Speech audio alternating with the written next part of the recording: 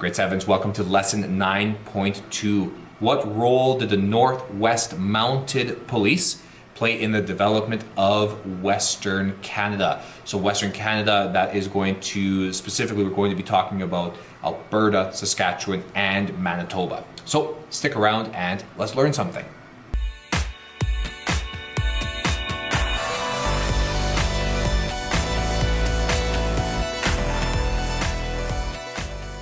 Lesson 9.2, everybody. This is all about securing the land. What role did the Northwest Mounted Police play in the development of Western Canada?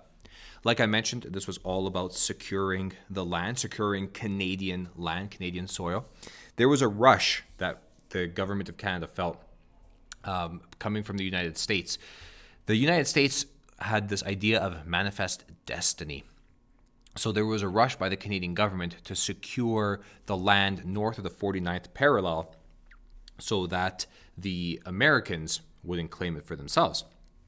Even though an agreement had been made, the Canadian government felt that they needed to do more. And the first step was purchasing Rupert's Land from the Hudson's Bay Company. That purchase took place in 1869. They took the name Rupert's Land, they renamed it, it became the Northwest Territories. Parts of the Northwest Territories still exist in Canada today, although it is a much smaller area than what it was in the past. So now that they've accomplished step number one, step number two is to gain control from the First Nations. This is First Nation territory, so the Canadian government has to gain control of it. So what are they going to do? They are going to sign something called numbered treaties. If you are Canadian, you've attend school or you attend any kind of meetings or even watching the TV, you are very well you're very well educated in this with the treaties that exist throughout Canada. Edmonton is on Treaty 6 territory, for example, and this all dates back to this point in Canada's story. Step number 3 is to mark the Canada and U.S. border. So how is Canada going to use this? Well, they are going to use the Northwest Mounted Police along with some surveyors to mark this territory and to keep the peace as well, because we are going to need to be keeping peace, as we will see later in this lesson. So we're going to mark the border. Now, 49th parallel, you've learned this before. This is the border between Canada and the United States. It's from the Great Lakes all the way west to the Rocky Mountains. And it was in the 1870s, so a few years after Canada became a country and after Canada purchased Rupert's Land, that the government of Canada sent out surveyors to begin marking this border. There's a picture here. This is what the border marking looks like. This is what it is. It's the world's largest undefended border. And every mile, if we convert that to kilometers, it's 1.6 kilometers. They put an iron post at every mile marker, so every 1.6 kilometers. Every 3 miles, they made a mound of dirt. So that's about every 5 kilometers, a mound of dirt was made. And these markings showed the exact territory between Canada and the United States. So after the border was marked, we're still having some trouble though. There's still going to be issues even though the border is marked, because as I mentioned earlier, it's an undefended border. It still is today. We have, yes, our border crossings, but you can still cross the border illegally because there's no wall, there's no fence, there's just these markings. So this brings us to trouble in Whoopup country, and we've heard about this before in previous chapters. So this is in the Cypress Hills area. This is where the Cree, Nakota, and Siksika First Nations would just naturally gather, and this was a great place for hunting. They gathered here, they met here, and they did that kind of stuff. The Métis from Manitoba, they were making their way out west. They came to the Cypress Hills area too, this Whoopup country. And Whoopup country is the name given to the Cypress Hills area in and around the 1860s. And it was not just the Cree, the Nakota, and the Siksika that were using this area. It was also whiskey traders from the United States, and they were trading whiskey for fur. This was illegal, but there was nobody there to enforce it. So now we're going to have a problem. So the Americans are crossing this 49th parallel because there's nobody there to defend it, and they were coming in and they were hunting wolves.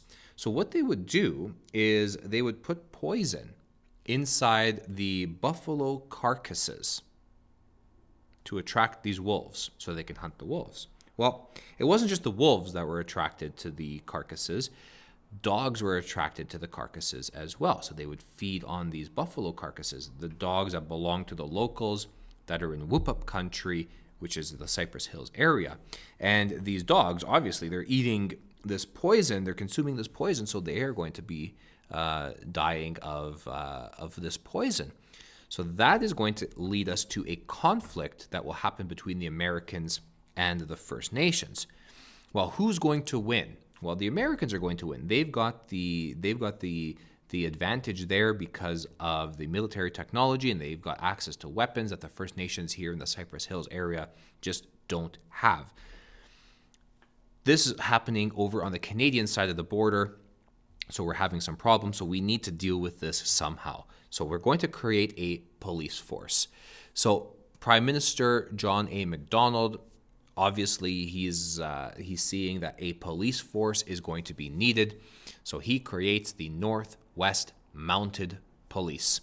And he does this because this is showing the United States that Canada now has control of this territory.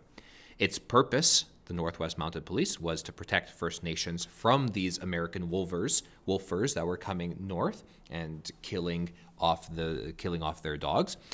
Their other job was to help newcomers adjust to the frontier and also keeping peace between said newcomers and the First Nations. But a massacre ends up happening. So what ends up happening is Canada is worried about how the United States is dealing with things. So what was happening in the States at this same time is the United States was also taking land away from First Nations. But they weren't doing it the way Canada was doing it by signing treaties and making negotiations and things like that. The Americans went in and they took the land. If the First Nations stood up against the Americans, and they killed those First Nations to take that land. Prime Minister Macdonald wanted to avoid this at all costs. So he's going to have the Northwest Mounted Police come and keep this peace. But it was in 1873 that things start to move really, really fast. And this is known as the Cypress Hills Massacre. These American wolfers that were coming up through the undefended border over the 49th parallel, they were claiming that the Nakota people were stealing their horses. So in retaliation, these Americans, they ambush a Nakota camp. And in all, 36 men, women, and children were killed. Macdonald's immediate response was to deploy the Northwest Mounted Police. So they had been talking about this police force going into the Cypress Hills area, but it was the Cypress Hills Massacre that really pushed Macdonald into getting the ball moving.